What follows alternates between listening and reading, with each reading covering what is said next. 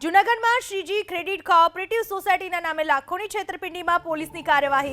પોલીસે ભુવન વ્યાસ, પરાગ નિમાવત અને ઉત્તમ કાછડિયાની ધરપકડ કરી। પકડાયેલા ત્રણેય શખ્સો પેન્શન સહિતની વિવિધ સ્કીમમાં રોકાણકારો સાથે લાખોની છેતરપિંડી કરી હતી, જેથી બી ડિવિઝન પોલીસ મથકમાં ફરિયાદ નોંધાઈ હતી। આરોપ છે કે 2019 થી 2021 દરમિયાન ફરિયાદી દ્વારા પેન્શનની સ્કીમમાં 12,60,000 જમા કરાવેલ, જેમાં બદલામાં પાકતી મુદ્દતે વ્યાજ સાથે 14,56,000 મળવાપાત્ર હતા, પરંતુ ફરિયાદીને માત્ર 1,70,000ની રકમ અપાઈ હતી। હાલ તો આરોપીઓની ધરપકડ કરી વધુ તપાસ શરૂ કરવામાં આવી છે।